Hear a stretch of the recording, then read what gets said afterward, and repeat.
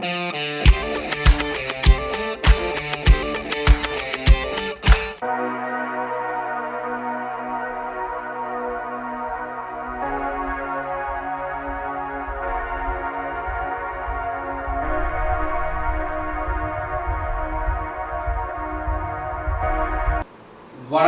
நண்பர்களே.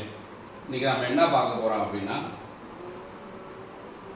satellite images confirm Iran strike on US bases in Middle East. அதாவது இப்போ Iran, America and Israel இது 3 நாடுகளும் சண்டை போட்டுக்கிட்டு இருக்கு. கண்டிப்பாக உங்களுக்கு நல்லா தெரியும். ஏன் ஈரான் நாடு அமெரிக்காவை அடிக்காம ஏன் யுஏஇ, குவைத்து, பஹ்ரைன் இந்த மாதிரி உள்ள பக்கத்து நாட்டை ஏன் அடிக்கிறாங்க? அதுவுமே எல்லாமே முஸ்லீம் கண்ட்ரிஸ். ஈரானும் முஸ்லீம் கண்ட்ரி தான்.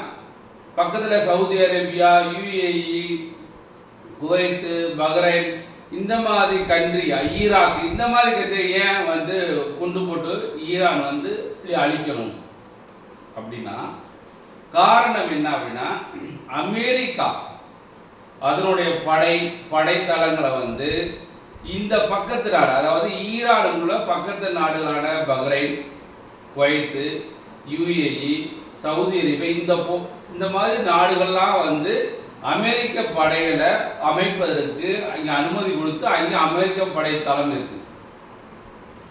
அதனால பக்கத்துல இருந்து ஈரான் அடிக்கிறதுனால ஈரான் என்ன பண்றாங்க, அமெரிக்கா ரொம்ப தொலைவில் இருக்கிறதுனால டைரக்டா அமெரிக்காவை அடிக்க முடியாது, கஷ்டம். அப்ப பக்கத்தில் உள்ள அமெரிக்கர்களை அடிக்கணும் என்ற அடிப்படையில தான் பக்கத்து நாட்டில் உள்ள அமெரிக்கா தளம், விமானத்தளம், அமெரிக்காவுடைய எம்பசி, தூதரகம் இருக்கும் இல்லையா, அந்த தூதரகம் இதெல்லாம் அடிச்சு உடைச்சிட்டு இருக்காங்க. அமெரிக்காவை எதிர்பார்க்காத ஒரு செயல் இந்த செயல் அப்படிலாம்.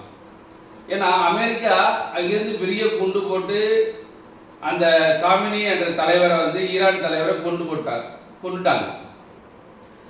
அவங்களை கொண்டதுனால சில பேர் ஈரான் உள்ள மக்களே சில பேர் கொண்டாடுறாங்க, சில பேர் வருத்தப்படுறாங்க.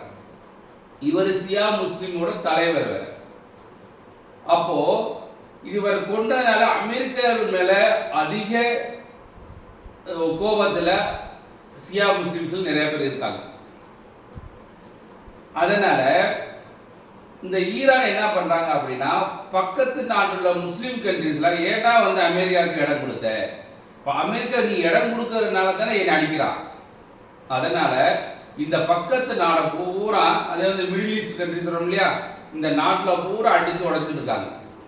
ஈரானுடைய ஏவுகணை, அப்புறம் நிறையா இங்கே பார்த்தாலும் ஏவுகணை தான் போய் அடித்து உடைச்சிட்டு இருக்காங்க.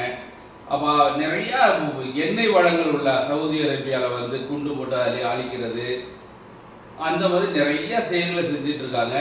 இது எந்த அளவில் முடியும் அப்படின்னு தெரியல.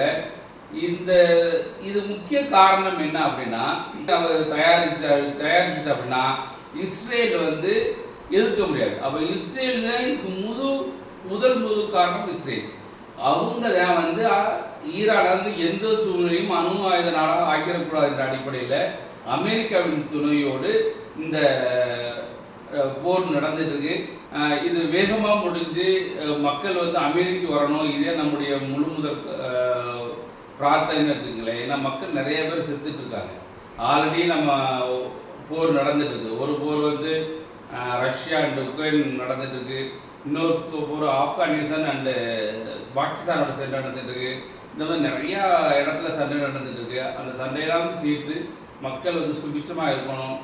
நன்றி நண்பர்களே.